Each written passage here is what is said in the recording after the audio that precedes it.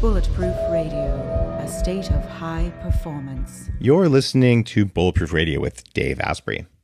Today's cool fact of the day is that depriving yourself of sleep probably makes you older. It turns out that one night of partial sleep deprivation activates genes that are related to biological aging in older adults, according to research from UCLA. And the researchers said participants' blood shows signs of deterioration in the cell's growth and division cycle after just one night of crappy partial sleep.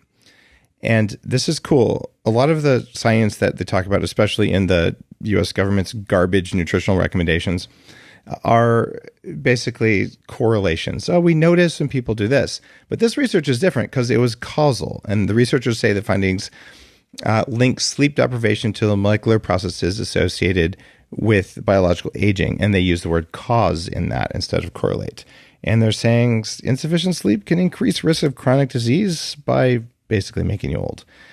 That said, sufficient sleep and sleep deprivation are very much out there as what does that actually mean? If you get awesome sleep for 7 hours, is it better than crappy sleep for 9 hours?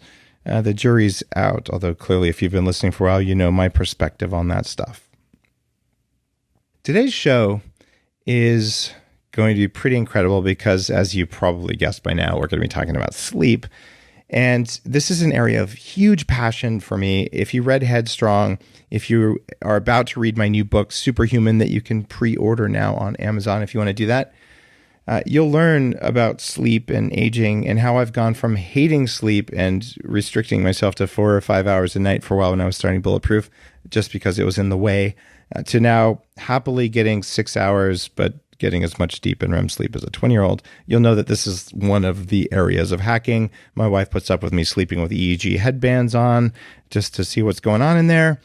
But we're going to go deep with a guy who calls himself the Sleep Diplomat and a professor of neuroscience and psychology at UC Berkeley, a director of the Center for Human Sleep Science, and the lead sleep scientist at Google. The guy's been on 60 Minutes, National Geographic, Nova, NPR, BBC, and author of the international best-selling book, Why We Sleep, Unlocking the Power of Sleep and Dreams, which has sold 1 million copies worldwide in 34 different languages.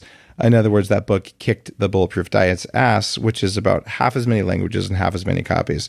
So welcome to the show, Matt Walker. Dave, it's a pleasure to be here, and thank you so much for having me. I wanted to have you on because you said something that was sort of in your face. You said, we're in the midst of a catastrophic sleep loss epidemic. What does that mean? There is a global sleep loss epidemic underway. What we know is that within the space of probably less than 100 years, which is obviously a blink of an evolutionary eyelid, we've lopped off somewhere between 15 to 20% of our sleep amount. So if you look at surveys back in the 1940s, the average American adult at least was sleeping 7.9 hours a night. Now that number is closer to an average of 6.5 hours a night. And that's the average, which means that there's a large part of the distribution that's actually well below that average. And so if you were to think about saying, in the past 20 years, by way of a restricting device around your neck, you've reduced your blood oxygen saturation by 20%, you're down to 80%, that would be astonishing. But that's exactly what has happened with sleep. And we see that same profile in most developed nations. My home country, the United Kingdom, is not much better, 6 hours and 49 minutes. Japan is worst. It's 6 hours and 22 minutes now. So that's a decimation of sleep that's happened throughout the industrial world within, less than 100 years. Well, we're going to have to get right into an area where we might disagree. I'm not really sure yet. How do you know that isn't enough sleep? I mean, there is that big study of 1.2 million people showing that people who sleep 8 hours a night die more of all causes than people who sleep 6.5 hours a night. So what we find is that the less and less that you sleep, the higher and higher your mortality risk. and the higher your risk for most of the diseases that are killing us in the developed world.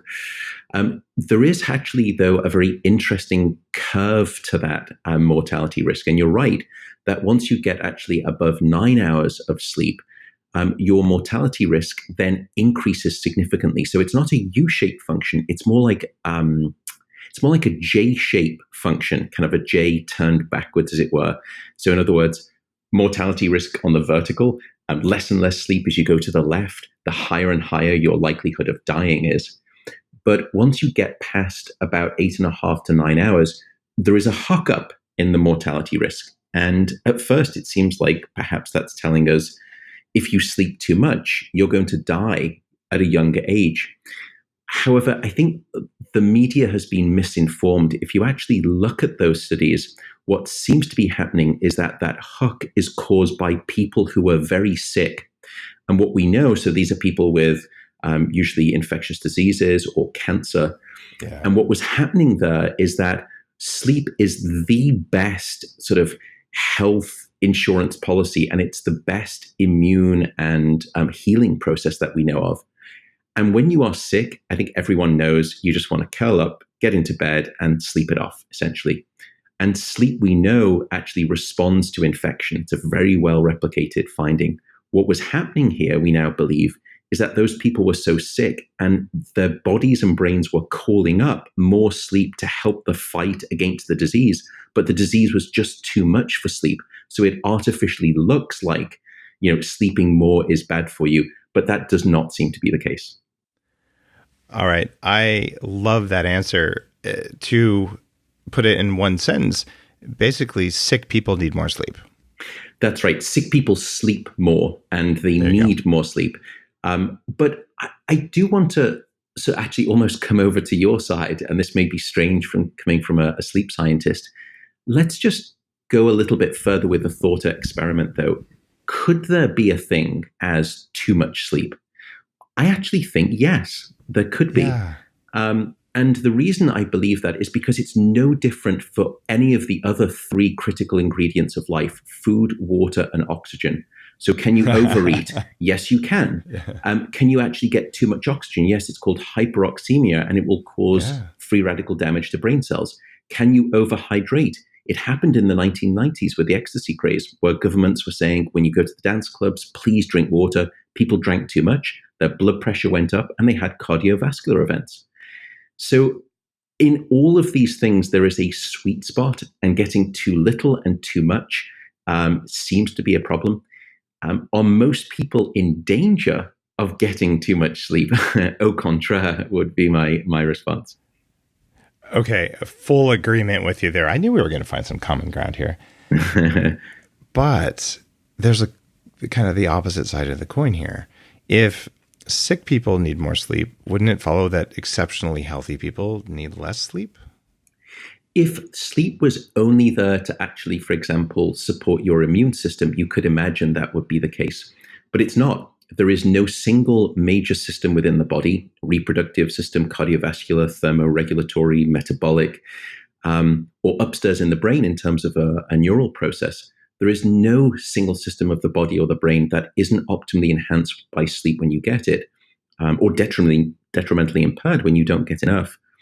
So sleep actually services every one of the biological operations that we know of in the brain and the body.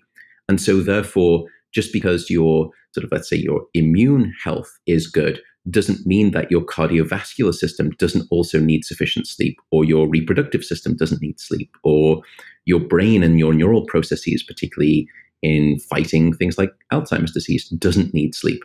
So that's why just because you're healthy, you don't necessarily need less sleep. In fact, it's a very quick and easy way to get unhealthy. Okay, I totally buy that. Now, if someone were to sleep 6 hours, say in an airport, versus 6 hours in a cave, what's the difference between those 2 nights? It's more than likely that there will be a difference in what we call sleep quality. So what you've done there elegantly is lock in quantity, which is where we're saying, look, clocked time is the same between those 2 conditions. When you're sleeping in a noisy environment or in an unfamiliar environment, your sleep isn't the same with light quality. Yeah. And what do we mean by quality? Part of it is about how continuous your sleep is. Is your sleep broken up by brief awakenings throughout the night? That usually results in poor outcomes the following day that we can measure in brain and body. The other aspect of that is, let's say that you're not waking up anymore, but the depth of that sleep is not going to be as deep. So you're not going to get as much deep sleep. And you're also probably not going to get as much REM sleep. And I think REM sleep has been the neglected sort of stepsister in the sleep conversation. Yeah. A lot of people say, I'm just going to focus on my deep sleep numbers. That's probably not the best way to do it for two reasons. Firstly, REM sleep is actually more important, we believe, for your mortality. And the reason is this: back in the 1980s, there were some studies that will probably never be replicated because of ethical issues, where they sleep deprived rats until they died. And they had three main groups. One group was totally sleep deprived, and those rats basically died as quickly from total sleep deprivation as they would from food deprivation. So sleep is just as important as food. What was interesting is the other two groups. One of those groups was selectively deprived of non-REM sleep, or that sort of, especially that deep sleep, and the other was deprived of exclusively REM sleep, rapid eye movement sleep, or dream sleep. And what they found was that the rats died almost as quickly from selective REM sleep deprivation as they did from total deprivation, whereas non-REM deprivation, which is that deep non-REM sleep we were speaking about, the rats still died, but they just took about 60% longer to die. So in other words, if you want to kind of rank order the brutal priority of sleep and its stages on the basis of those studies, at least, it seems to be sleep in general, then REM sleep, and then non-REM sleep. What percentage of your night, if you could sculpt the perfect night of sleep for you, what percentage of the night would you want to be light sleep versus REM sleep versus deep sleep?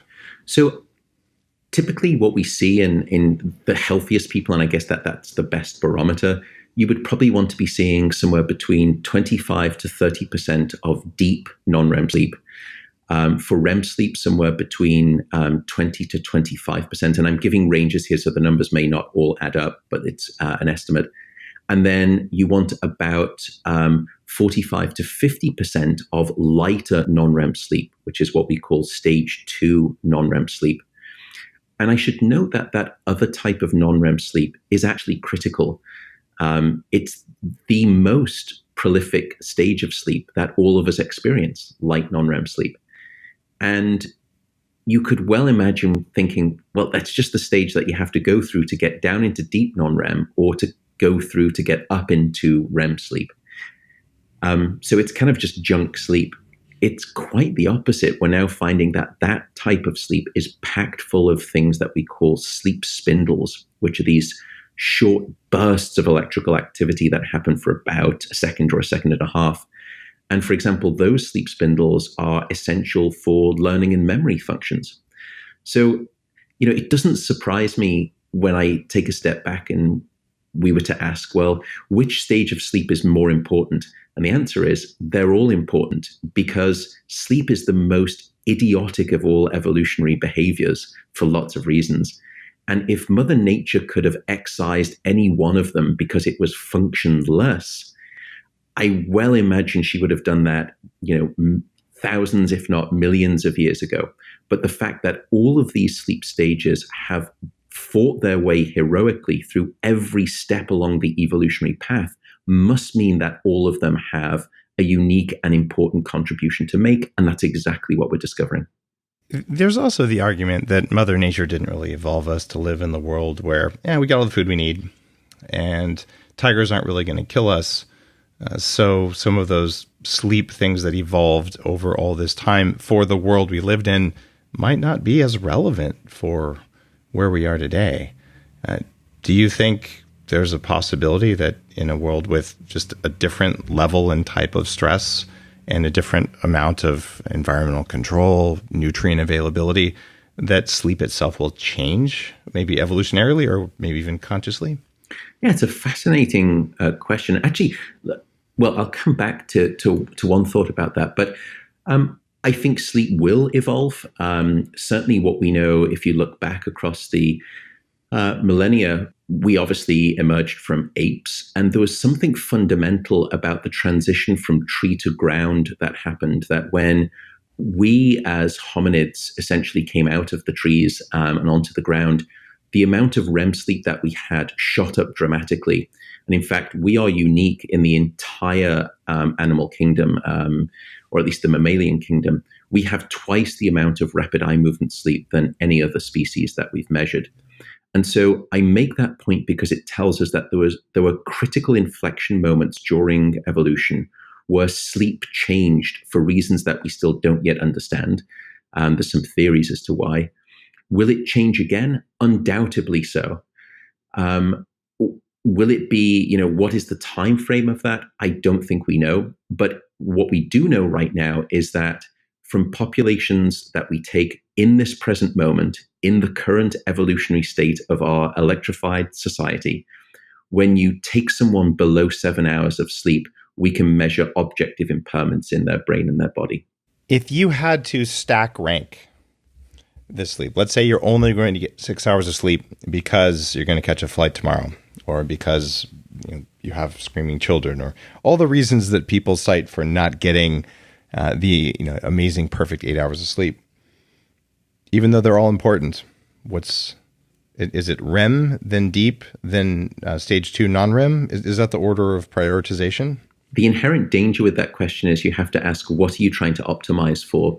Because each one of those different stages supports unique and different functions. So let's say that you want to sort of optimize your glucose regulation. Okay. Well, the argument would be you should focus on deep slow wave sleep, because that's been demonstrated causally to regulate blood sugar equilibrium. If you're trying to optimize for your learning and memory, then you may want to focus on lighter stage 2 non-REM sleep as well as deep sleep, because they have a combinatorial benefit. If you want to focus on your, for example, your emotional health and your mental state, then you may want to optimize for rapid eye movement sleep. So it really depends on exactly what your target is.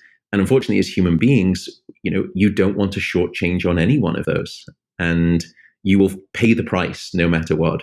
I suppose the thing is, you'll pay the price, but the average listener, and there's hundreds of thousands of people listening right now, if they even track their sleep, and I've done a bunch of episodes on sleep tracking, and I was just looking at my numbers for last night, I got an hour and 25 minutes of REM, an hour and 32 minutes of deep sleep in around 7 hours and 20 minutes. So not a great night's sleep for me, just because the numbers are low and the amount of sleep I slept is high. Normally I'm 6.5, but I should be getting about 2 hours of each. And I'm listening to you about this non-REM thing, but I'm going to be pragmatic. I'm looking at the ROI on sleep. Like, what's the return on investment? So yeah, I could get 2 more hours of light sleep. Is it going to make me live 20% longer? Is it going to make me smarter tomorrow? Is it going to make me a better parent? What's it actually going to do for me versus where I could put that other 2 hours of time? So actually, all three of those examples, sleep will support that you described. Even the parental one, we know that, and your relationship, in fact, sleep is predictive of marital difficulties, marital arguments, and the quality of marriage too. So you can go from inside of the cell, and we could speak about the DNA, all the way up to high, complex socio-emotional functions like interpersonal relationships, and you can see that damage. So I think it really comes down to the question of, what do you want out of life? Would you like to, invite disease and sickness early into your life when you could be living a longer life? Or are you happy to actually pay that cost towards the end of life, and during your life increase your risk of a significant morbidity? For example, like a heart attack that you survive, but now you are compromised in terms of your heart function. So we know that there's probably, if you were to try and ask me, stack diet, exercise, and sleep, because they're the other sort of two things that people try to optimize, where does sleep sit in that? And we can play that game at a number of different levels, but let me just go to one extreme. Yeah. Let's say I take you, Dave, and I deprive you of food for 24 hours. I deprive you of exercise for 24 hours, or I deprive you of sleep for one night. And then I assay your body and your brain across all of the different dimensions that are important for health. Sleep And wins, right? Yeah, and sleep just decimates those other two. I mean, it's not even close. Now, I'm not trying to belittle diet and exercise. They are fundamental, and it's all interacting, of course. None of these sit in isolation. But if you want a sort of a realization of what you're doing by undersleeping, I think that that's one good metric to keep in mind. Okay, that is a beautiful example, and I'm glad you brought that up because that really paints it in a great context. And just for full disclosure, I started out 20 years ago pretty much hating sleep because it got in the way of all the cool stuff I wanted to do, right? And now I'm very conscious about using sleep as a tool, and I do things an hour or two before I go to bed that increase the quality of my sleep, and I generally wake up feeling really good, and my numbers make me happy. To the point where I don't know that I would want to invest more of my life in sleep, but I also am doing stuff that is related to the Russians. And I want to ask you if you've ever looked at this, and if you haven't, we can just kind of move on. But back in the 60s and 70s, in the unique way that Russian scientists thought back then, they said, well, it's very expensive to send astronauts to space, and they spend a third of their time asleep. So let's just invent a technology so astronauts can sleep a lot less, and therefore we can spend less rocket fuel and build smaller rockets and send less astronauts to space. Right? Brilliant thinking. So they invented cerebral electrical stimulation. They ran a very small current back and forth between the ears at the same frequency as deep sleep or REM sleep to put the brain in that state and probably do some weird electrical stuff, and found that they could function adequately, probably not perfectly, on 2 or 3 hours of sleep. And have you experimented with or seen the results of any kind of technology that purports to increase the effectiveness or efficiency of sleep? There are a number of them. And by the way, those studies, they don't really assess the true whole organism. They're usually assessing, cognitive functions.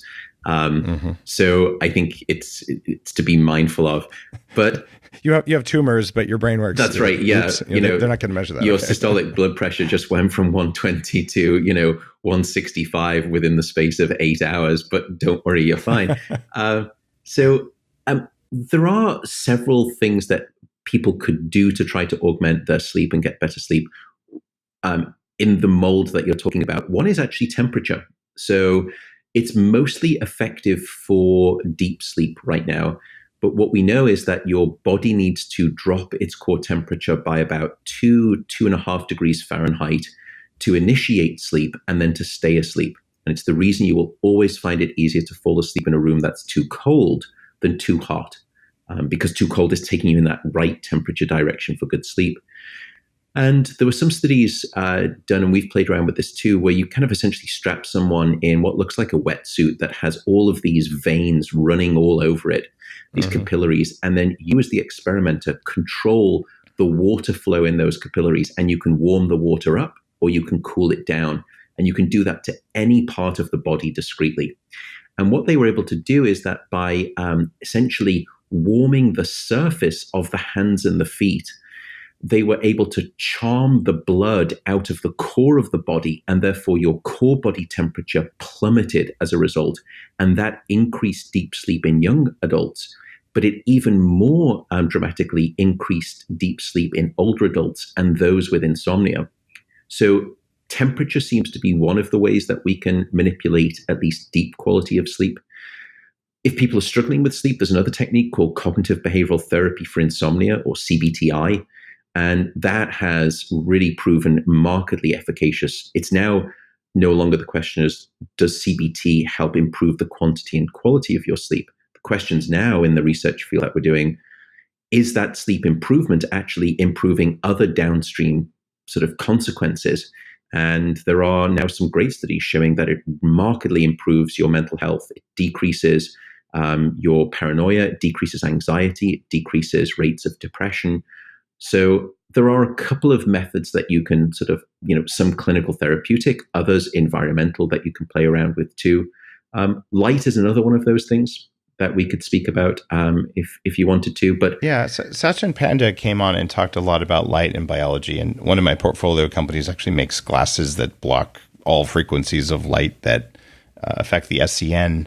And I think listeners could benefit from hearing you talk for just a brief period about how important light is for sleep. But I would just say go deep in the podcast with Sachin Panda, or check out the True Dark website for a bunch of research on that stuff. So just talk about light and what you've seen light does that's good or bad for sleep, and just reiterate that for people who still turn their bright bathroom lights on at night.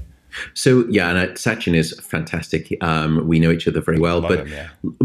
we are a dark deprived society in this modern era, and it's not just about the devices, although I'll speak just very briefly about those that are harmful. It's also just that we bathe ourselves in electrical light throughout the evening. And the reason you need darkness at night is to release a hormone called melatonin, and melatonin helps the timing of your sleep and the healthy timing of your sleep. But technology is perhaps fast becoming one of the greatest sort of assaulting things in terms of our sleep. One study looked at the impact of 1 hour of iPad reading before bed versus just 1 hour of reading a normal book in dim light. And what they found is that the 1 hour of iPad reading actually blunted the amount of melatonin that was released by 50%, 50. Furthermore, it delayed the peak of that melatonin, which normally should peak a few hours before bed and then rise nicely in the first couple of hours. It delayed that peak by 3 hours. So myself here in California right now, I would be much closer to Hawaii time if I read an hour on an iPad before bed in terms of my melatonin. Two other things that they found with that study. One is that it also decreased the amount of rapid eye movement sleep that people were having. And then finally, even when they stopped reading the iPad, in the days afterwards, there was a blast radius impact of that reading, that the effect on that sleep disruption didn't go away until 2 or 3 days later. Wow. So it's almost like sort of washing yourself out with a drug that, just that 1 hour, you didn't shake it off for a couple of days. So light is something that I don't think we think enough about. And if you want a quick, I don't really like to call them hacks, but when you blue light blocking glasses, there was one study that demonstrated some efficacy there for melatonin.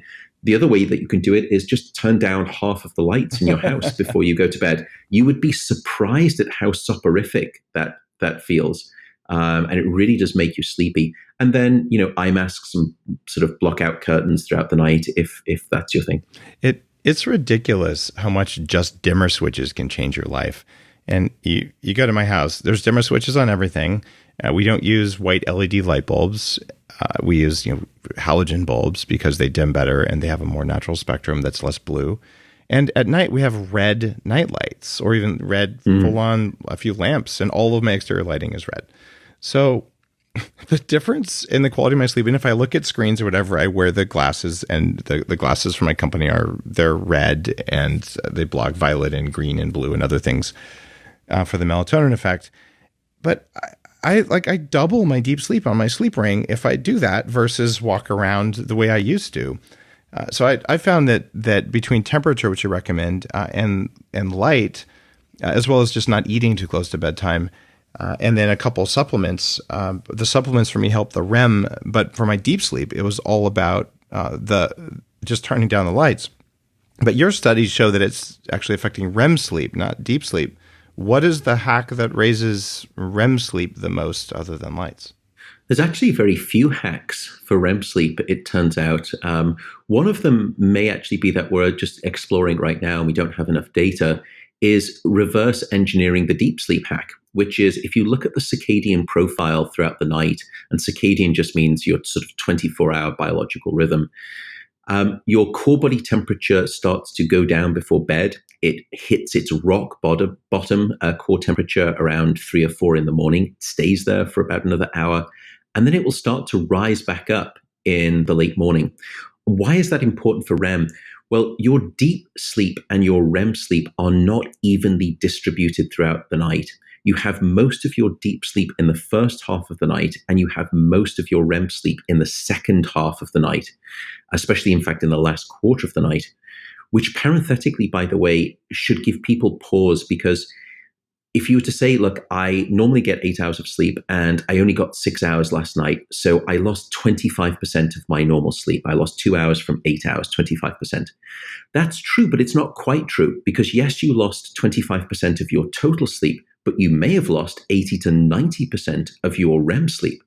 So there is a nasty twist in that tale of how sleep is distributed. And if you're shortchanging your brain by waking up early because you think you want to get a jump start on the day or get to the gym, you should be mindful of that science. And by the way, I may be sounding like I'm trying to tell people how to live. I'm not. I'm not here to tell anyone how to live. All I want to do is empower you with the science of sleep, and then everyone can make their own informed choice. I'm not trying to suggest how to live here. You're not coming across as that, but if you do this, then this will happen. That's sort of precious knowledge, and that's the stuff that I'm working to tease out on every episode of the show. So I don't think that our audience is going to be offended at all by this.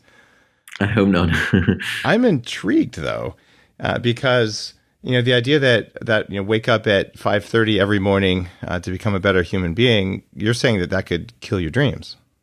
And probably yourself a little bit quicker. Or rather a lot quicker. Hal Elrod's going to be so mad at you. All I'm speaking are the scientific truths. I did wake up at 5 a.m. every morning for 2 years because I decided, this is going way back, but I said, all right, this is what the strong people do. So I'm just going to make myself do it. And I found after 2 years, I could do it. And I'm normally a very late, I stay up very late naturally. But after 2 years, I said, my creativity's down. I just don't feel as good. Like I can do it, but I don't like it. Mm-hmm. And I just quit and just said, I'm going to sleep when my body wants to sleep. And I've been happier ever since. That said, if you're listening, I totally support your miracle morning thing. I just think the definition of morning might be different for some people than for others, right? It really is. And I think that's important to understand that there are evening types and there are morning types. You're an evening type. And you don't get a choice. You don't get to decide. It's genetically determined. We know the genes. You are given that edict at birth, and it's very difficult to change it. And when you fight against that, you normally are sort of returned by way of disease and illness. So it's morning types. It's great to be waking up at 5 if you're going to bed at 8:30, 9. Evening types, it's great to be going to bed at 1 if you're waking up at 9 or 10 in the morning. I'm not trying to shame anyone in terms of an evening or morning type. What I am saying is, though, it is important to do two things. Firstly, get the necessary amount of sleep that we know from science, and we can sort of, arbitrate on that amount. The other is, and I think this is going to be the next sort of public health front on sleep, is sleeping at the right time for you. And one way this comes across when I will speak to sort of patients or people when I do public speaking, they'll come up and say, look, I've got terrible insomnia. I get into bed and I can't fall asleep for the first hour or hour and a half.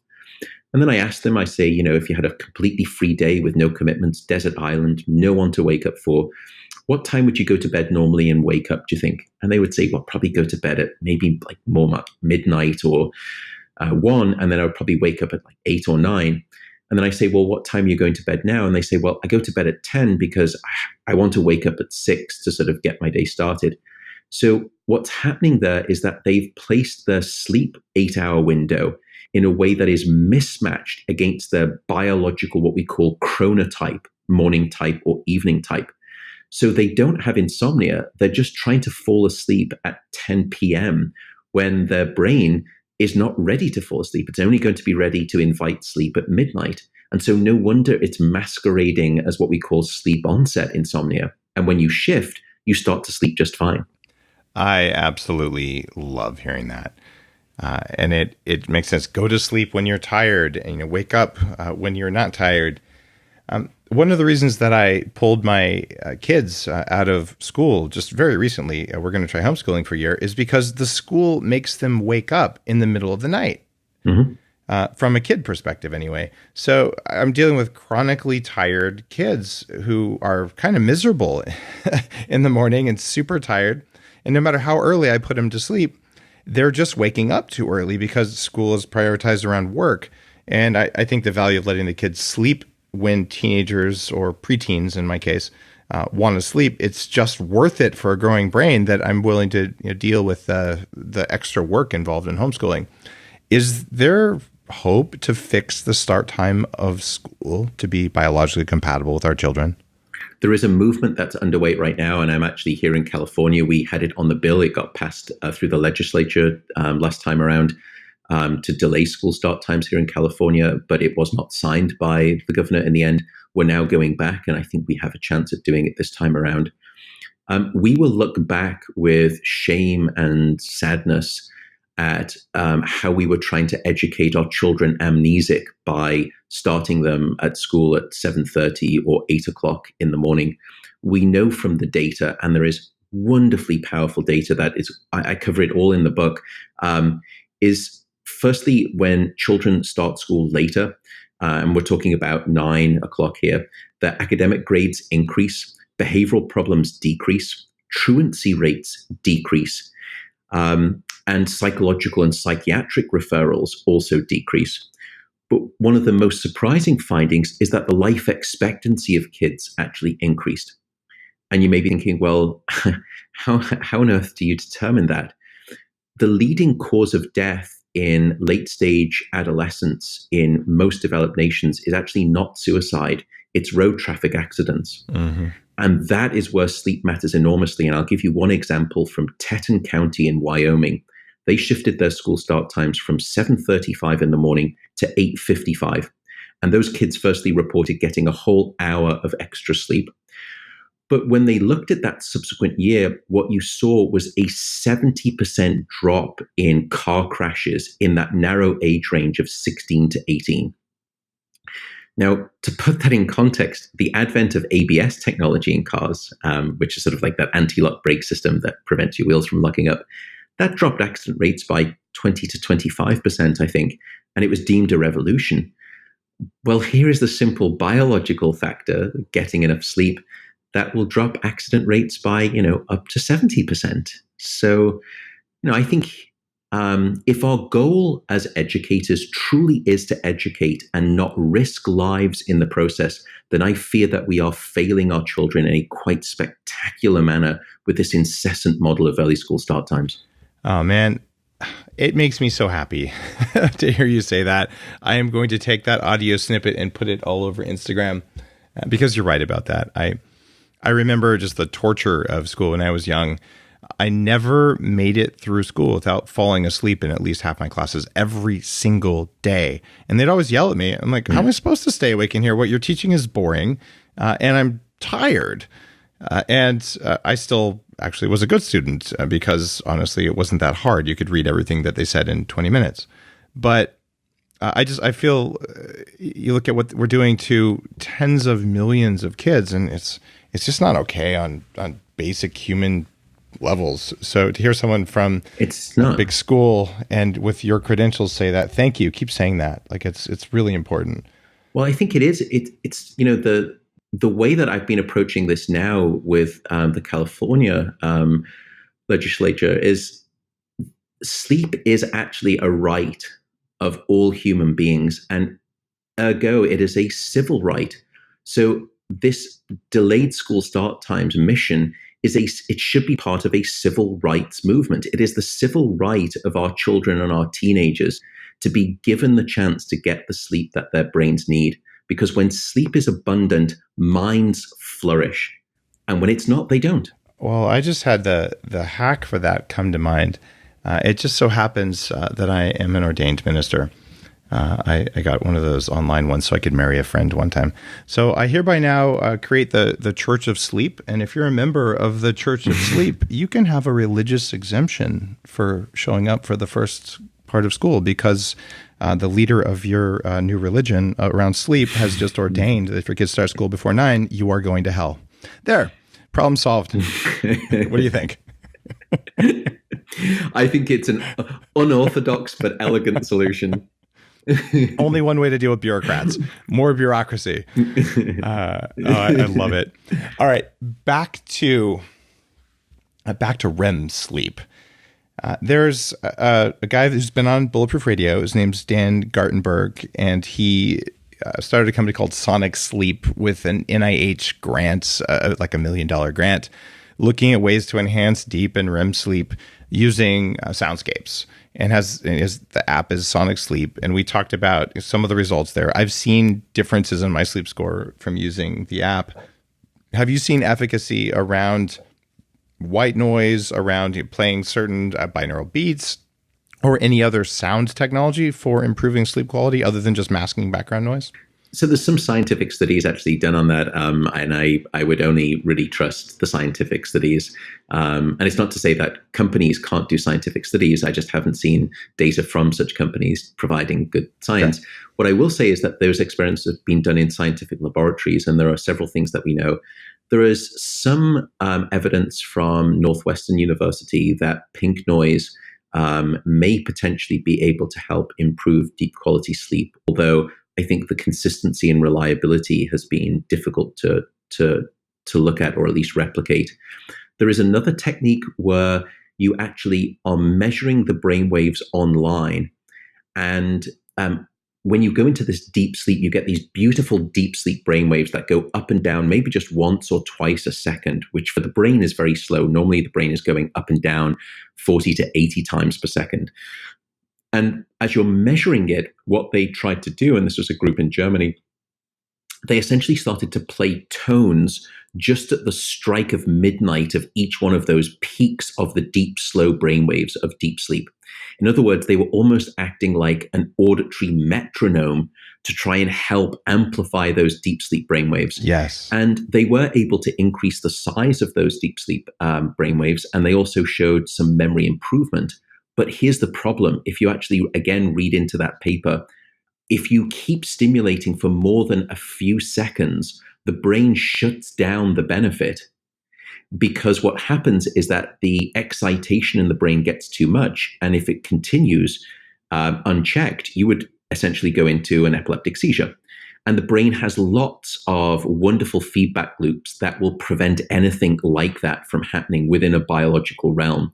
So in terms of its real benefit efficaciously throughout the night, that looks like it's really unproven and unlikely to be the best route for improvement of deep sleep.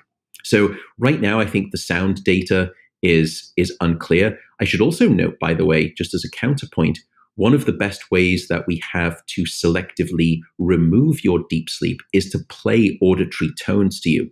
And this is a very elegant method where I can have you sleep for 8 hours constantly. I never wake you up, but I can selectively remove almost all of your deep sleep by playing these auditory tones at a level that is a sub-awakening threshold.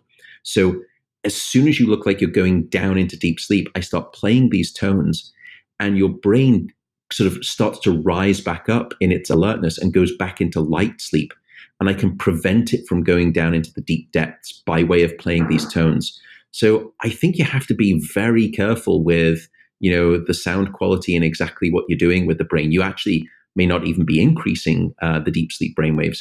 You could actually be impairing them or blocking them.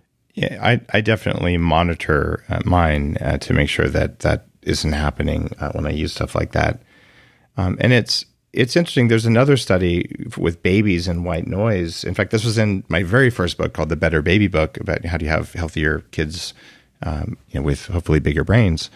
And it turns out that white noise for very young infants causes all sorts of bad things in their brains when they're sleeping, not good things. So you have a lot of parents kind of reflexively playing it to make babies sleep, but it had something to do with a lack of synaptic pruning, if I remember right. You're like, yikes. So yeah, sound is we're just beginning to explore what sound does. And there are definitely some scientific things out there that they're making progress, and I think with good science, but it's early days there. I feel like 20 years from now, we'll probably know something way more than we know now. Do you agree with that?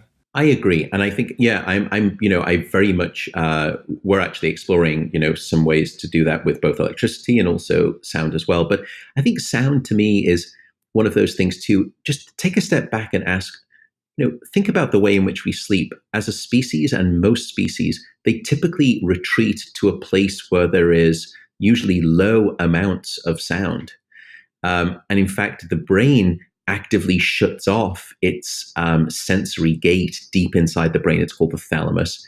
And it actively inhibits and prevents sound from coming up into the brain and being processed. So, all of these things, when I think about it from the most fundamental scientific perspective, tells me that the invasion of sound into the brain during sleep is one that evolution has taught us is usually not desirable. It doesn't mean that it couldn't be a pathway to a hack, but I think, it's right now, it doesn't seem to be the logical path for me, at least. Got it. So be cautious there. Yeah. In terms of supplementation, and I've written extensively about various things that are out there, L-theanine and GABA and things like that, but I've never had a supplement that quantifiably raised my REM sleep specifically without just improving overall sleep quality. Like Bulletproof makes a sleep supplement, full disclosure here. I'm not talking about sleep mode. I'm talking about a lion's mane mushroom extract from a company called Life Cycle. They were just on the show. And the guys there said, Dave, try the dual extract form. And I said, all right, I'm going to try this. And they said, try it for dreaming. And I've always been around 25, 30 minutes of REM sleep, no matter how many hours I sleep. And no matter what I do, it's been like that for as long as I've monitored my sleep, for 15 years. And I started doing that stuff. And I mentioned I got an hour and a half of REM sleep. I take 7 dropperfuls of lion's mane mushroom extract that raises, at least in studies, nerve growth factor and BDNF and things like that. And all of a sudden, I'm getting, at least from my perspective, baller levels of REM sleep. Have you heard of mushrooms doing that, or psychedelic mushrooms, or chicken? I don't know. What are things that are going to raise REM sleep for everyone listening? Yeah, there's no evidence right now that lion's mane actually helps improve REM sleep. Okay. None that we can see in broad animal studies or in humans. Neither animals nor human. Yeah, nor broad population, or even small experimental laboratory studies.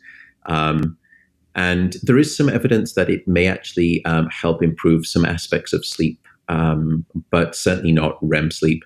There's no evidence for that. Now, to be clear, absence of evidence is not evidence of absence. So it's still possible that it may be. All I'm simply saying is that there's no scientific data to do that. What about your N of 1? I think that's interesting. I would imagine that you're someone who may not be prey to the placebo effect, but what I would also say is that the placebo effect is the most reliable effect in all of pharmacology. And so, I think I would love to see studies that actually do, a proper crossover placebo-controlled double-arm study to see if it's causal. I'm encouraging those guys to do exactly that. The supposition, I have no evidence of this, is that the dual extract, most of the time people just eat the mushrooms or make a tea. There's an alcohol base of extracts and there's a water base of extracts, and maybe the psychoactives are in one versus the other. I don't think anybody knows, but it's the only thing I found that worked for me. So I'm definitely a fan. But like you said, early days, no double-blind trials. So I'm going to tell Life Cycle to do a trial and see if I can get them to. And if so, I'll send you the data if it's properly double-blinded, et cetera, et cetera. And if it's good, then you can try it. Yeah, I would be. Right. I'd love to see those data. Okay. That's cool. All right. If we have time, let's talk about Ambien, tranquilizers, Thorazine. I have no idea if you use that for sleep. Ketamine, all the other things that are heavy duty sleep drugs. Is there a role for these in society? I think it's fading, and it's fading very quickly. And part of the reason, let's just speak about typical prescription sleep aids. These are what we call the sedative hypnotic drugs. And you've just, most people would know the classic sleeping pills that you could take by brand, and I won't call any one of them out. But the studies are now quite clear that using those medications markedly increases your risk for mortality, for death. Those sleeping pills have also been significantly associated with the risk of development of cancer, all forms. In fact, so much so that in 2016, the American College of Physicians actually made a landmark recommendation on the basis of the fact that those sleeping pills very rarely give you much of a benefit above and beyond placebo, and the deathly and carcinogenic associations that had been found, they recommended that sleeping pills must no longer be the first line recommendation for insomnia. It has to be cognitive behavioral therapy for insomnia, which is a psychological therapy technique.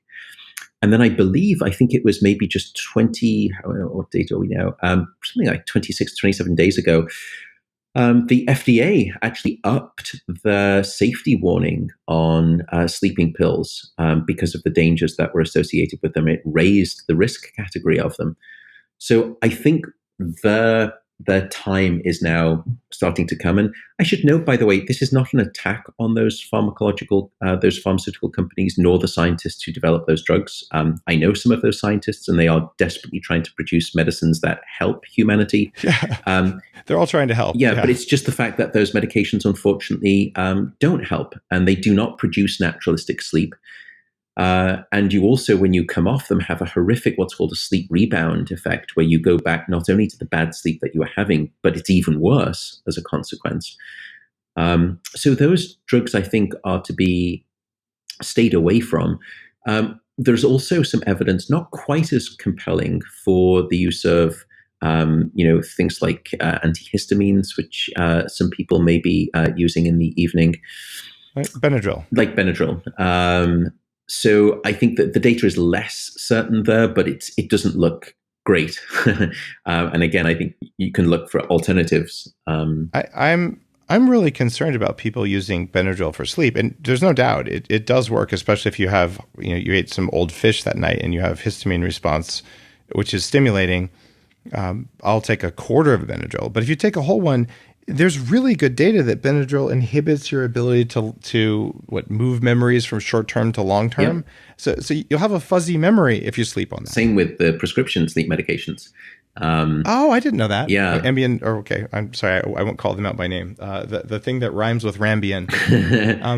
And I think it's important to ask, and others. Yeah. What do we mean by it helps me? Because what people mistake is that those drugs are a class of drugs, as I said, that are called the sedative hypnotics. And sedation is not sleep. But most people mistake the former with the latter when they take them. And I'm not going to argue when you take those drugs that you are awake during the night. You're clearly not. But to suggest that you are in naturalistic sleep is an equal falsehood. Okay. That is profound and awesome. I'm just loving our conversation so far. I'm glad. All right. I want to go way back in your career, because when you worked on your PhD in neurophysiology, you studied the brainwave patterns of people with different forms of dementia who were awake.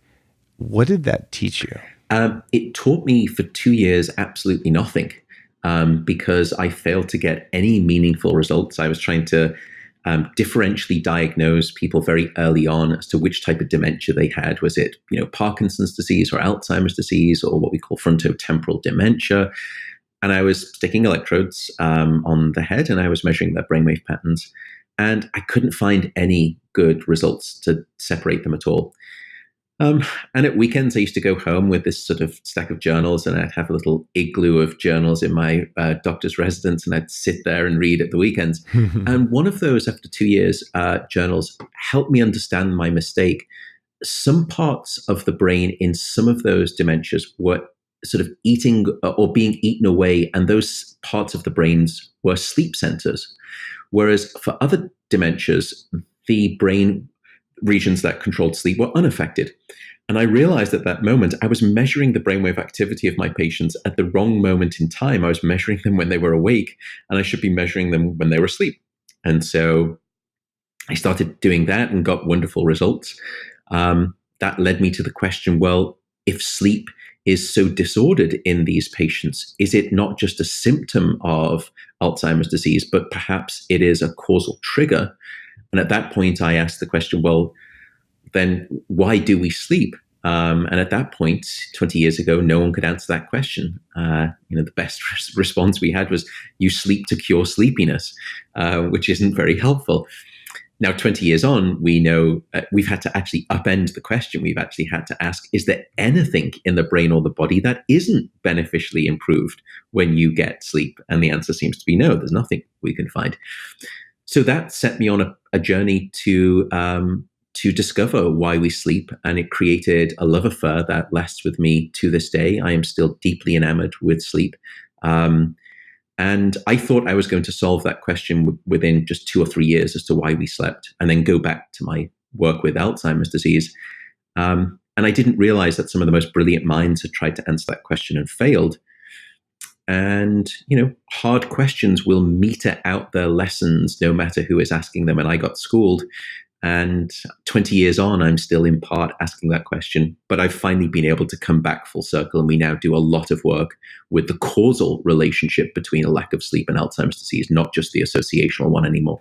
I have a weird data set in that one of the companies that I started does high-end neurofeedback training. 5 days, intensive stuff. And there's some portion of people who come through there who have way more alpha brainwaves with their eyes open than normal people. And I'm not one of those, but I am a person who, until I really got on top of this as a young man, I used to have intrusive theta brainwaves. This is a dream state, just during the day. So as I'm in high school, sleep deprived, trying to pay attention, now I know, because of all the EEG work I've just done on myself, there are states of just like out of control theta that I was going into. What happens, or what are the reasons that people get the states associated with sleep during the day? Principally sleep deprivation. And the reason, so when you look at rapid eye movement sleep, the brain waves are actually going up and down maybe 4 to 8 times per second, which is what you describe as theta activity. When you go into deep sleep, it now slows down much, much more. It's down to, as I said, sort of 1 to 2 cycles per second, which is what we call delta activity. So what you're describing there is having theta bursts of activity. And one of the things that we've learned from alcohol or alcoholism and patients who are alcoholics, alcohol is one of the best ways that we know of to block your dream sleep, to excise and selectively deprive your brain of rapid eye movement sleep. Now, if you keep doing that time and time and time again, the brain builds up what's called a REM sleep pressure. In other words, it starts to have this increasing hunger for REM sleep. So much so that at some point, REM sleep being so essential, REM sleep just bursts onto the scene when you're awake, because the brain is saying, look, if you're not giving me the chance to get REM sleep, even when you're asleep, then I'm just going to take it whenever I can. And you get these intrusions of REM sleep during wakefulness. And that is the state that we call delirium tremens, when alcoholics actually have these delusional psychotic episodes. It seems to be that what they're having is a bleed over of rapid eye movement sleep into the waking state. In other words, they're dreaming while they're awake, because the brain is so hungry for REM sleep, it has to start taking its fill. That is fascinating. Okay. There's 2 times in my life where I've had periods of intense, vivid nightmares. And one of them is when I was in a house that had toxic mold. And it turns out I did a whole documentary on toxic mold. And this is a common symptom of people who are in houses with high levels of Stachybotrys and things like that. The other time was a couple years ago. I had a relatively dangerous intestinal parasite. And the day I got it, I started, I'm just going to say, disaster pants became my friend. And I had it for 4 months, and I saw 3 different experts, so I got rid of it. But every night for those 4 months, I had just, something's trying to kill me dreams. I don't have nightmares. I haven't had nightmares in 25 years. They just aren't a part of my life, but I was having these. And the second I started taking the medication that killed the stuff in my gut, the dreams went away. Is that common that when people get sick, they have vivid nightmares, or when there's something in their environment, pollution, noise, whatever? Tell me a little bit about those unusual, intense, vivid nightmares. So we actually don't have too much data regarding serious infection and the association with nightmares rather than just standard dreaming. What we do know is that when you raise sort of body temperature, which normally happens when you have an infection. Fever is often associated with a delirious state. You can say, they were delirious with fever. And so one current way of thinking about that is that your core body temperature actually increases. And so much so, which it normally does with REM sleep. And by the way, that comes back to our earlier conversation. One way that you may be able to increase REM sleep is actually by warming the body back up. And that's what I failed to complete my story with in terms of reverse engineering the drop in core body temperature with deep sleep. So you need to cool down to get deep sleep, and perhaps you need to warm up to get more REM sleep, although we're still looking at that. We don't know. But that's one possibility. You are having essentially this sort of morphed, this alternate version of REM sleep because of an increase in your body temperature. And it doesn't have to be marked. We're talking, just 0.5 of Fahrenheit in terms of a degree change could trigger that. But in truth, we just don't know. I don't know of a single study that's demonstrated that right now. Again, it doesn't mean it isn't plausible. You speak about ways that you can actually, though, suffer nightmares. And one of the things that we know tragically and reliably is trauma. Yeah. And the quintessential demonstration of this is PTSD, or post-traumatic stress disorder. We've done a lot of work on sleep and mental health. I should note, by the way, that in the past 20 years of our work, I've not been able to discover a single psychiatric condition in which sleep is normal. So I think sleep has a profound story to tell in our understanding and our treatment, and I hope ultimately our prevention of grave mental illness. But in terms of PTSD, in fact, it's impossible to receive a clinical diagnosis of PTSD if you don't have sleep disruption, including flashback trauma nightmares. That's how core they are to the disorder. That's how fundamental they are. And we know more about what's going on there. I created a theory of REM sleep, which was called REM sleep as overnight therapy, essentially. And we know that it is during REM sleep in healthy people where a center in the brain that releases a chemical called norepinephrine or noradrenaline is shut down. So everyone is probably familiar with the sister chemical in the body, which is called adrenaline, but there is a version of that upstairs in your brain called noradrenaline, and it's associated with stress and alertness. And REM sleep is the only time during the 24-hour period where your brain completely shuts off the release of that stress-related neurochemical. And I propose that REM sleep is the optimal environment in which all of the emotional and memory centers of your brain come back online, which they do. They erupt in their activity. So you can start processing emotional memories, but beautifully you're doing it in this quote unquote safe neurochemical environment where you can strip away the painful, stinging edges of those emotional experiences so that you wake up the next morning feeling better and you've resolved that emotional conflict. So it's not time that heals all wounds, but it's time in REM sleep that provides that emotional convalescence. What we found in people with PTSD is that they don't have normal REM sleep. They have fragmented REM sleep and they don't have enough REM sleep. And if you measure the levels of noradrenaline in the central nervous system, and we don't do that by sticking a needle in their brain and sampling it, we do a puncture of the lumbar spinal fluid. And so we can measure the CSF, the cerebrospinal fluid, and estimate what's going on in the brain. They have very high levels of noradrenaline, too high. And the model that I proposed suggested that in PTSD, because they have this stress-related chemical switch back on during REM sleep, they can't reprocess those trauma experiences. So night after night, they keep replaying them, hoping for that overnight sleep therapy, and they don't get it.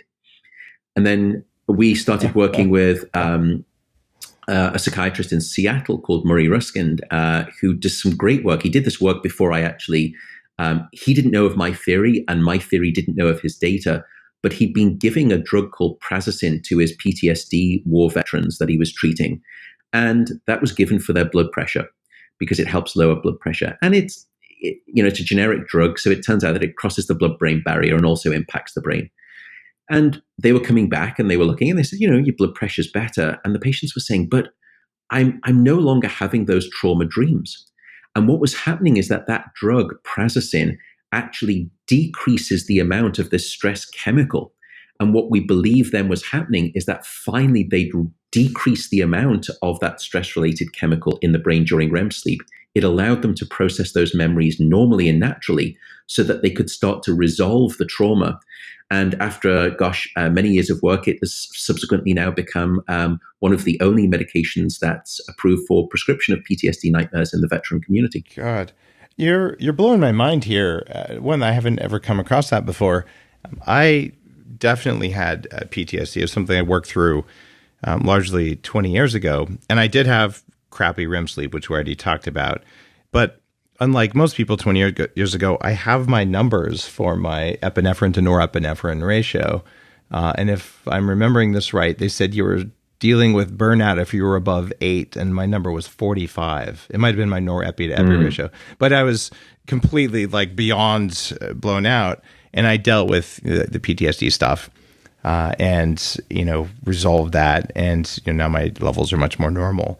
But I did not know about that drug. I think a lot of people, and we have a lot of vets who listen to the show, a lot of people with TBI interests because I've covered that a lot. I think that's going to add to the body of knowledge. Thank you for bringing that up. And I'm going to have to check that out more myself. I have one more question for you, Matt. This has been such a fascinating show. I feel like I could interview you for another couple hours. But the final question has something to do with sleep, but it has more to do with aging. I just wrote my new book on anti-aging and what I think the future is going to look like. But I want to ask you this. How long do you think it's possible for you to live, given what you know, access to the resources you have, and what's coming in the world of medicine and everything else? What's your number? Right now, I'd probably say I'll live to over 100, I think, if we're to sort of just do an under-over. Yeah. And in part, that's just because, I'm embedded in the entirety of health and right. Wellness and science. And so I try to do as many of the things right as I can. I would say, though, that, I'm often asked how much sleep I get, and I give myself a non-negotiable sleep opportunity of 8 hours every night. And I do that not to be a poster child for this mission that I'm on. And I am on a mission. I want to desperately reunite humanity with the sleep that it is bereft of. But it's not. It's actually selfish, because if you knew all that I know about sleep, you would actually choose to do nothing other than give yourself, 8 hours a night. My family on my father's side has a very strong history of cardiovascular disease. And we know that deep sleep is one of the very best forms of blood pressure medication that you could ever wish for. So I think I invest in the cheapest, most painless health insurance policy I know of, which is called an 8-hour night of sleep. And it's largely democratic. It's freely available to most people if you're a healthy sleeper. And I'm not trying to belittle people who struggle with sleep. And then, diet and exercise. The fourth thing that I've really put on my roadmap, though, recently, probably the last 5 years, is mental health. And I think mental health, dealing with, stress and anxiety, we know that even just being social and having a good social life is critical. For example, we did a study on sleep loss and loneliness a couple of years ago. And I won't bore you with the details there, but we read a lot about loneliness. And it was striking to me that loneliness is more deathly than being obese, which just blew me away. And you can see the impact of loneliness all the way down to the expression of genes. It turns out the science is very good. So I think in terms of my own health sort of pillars and bastions, I place sleep as the foundation. And then I place diet, exercise, and good mental health and good social health on top of that. And I would very much hope that I live to see 100. I love that answer. Thank you for sharing it. And thank you for writing Why We Sleep. It's one of the books that has me thinking about my sleep, focusing on quality, and maybe I'll get up to 7 hours, but I don't know if you're ever going to convince me to do 8. But you have convinced me to shift it, and your book, Why We Sleep, is one of the many reasons I decided that that I would pull my kids out of school and let them sleep, because that's probably more important for their brains than whatever the heck they're going to do in that first hour of early morning torture that they call first period in school. Well, I'm delighted the book had that impact. That alone, in terms of ensuring your genetic legacy, but also gifting your children with the very best developmental start to their life. I hope they thank you for it in years to come. They'll either thank me or be pissed, but I'm good either way. That's up to them. So just, I got to tell for people listening, I recommend a good number of books. In fact, I interview authors quite a lot on the show. And at the end, I always tell you the name of the book and where you can go to find it. And all of them are worthy of your time to read. And there's some that are more worthy than others, just like I still would tell you that maybe that deep sleep is more important than REM sleep if you could only get one, but they're both necessary and all that. This is one of those short list books that you want to read if you want to perform better as a human being. And ostensibly, that's probably why you listen to the show. So Why We Sleep should be on your must-read list, up there with Robert Greene's last book, which is another fantastic episode if you haven't heard that one, where we talk about the laws of human nature. Like, this is the basic stuff of being a human. There's plenty of diet books. I wrote one. I mean, there's hundreds of them, but there aren't that many really good sleep books. And as you heard on the show, sleep matters more than food, because you can fast for a month. You can't go without sleep for a month. So get your sleep lined up the same way you have your food and your stress and your exercise and all the other stuff, and you will win, and use this book to help you do it.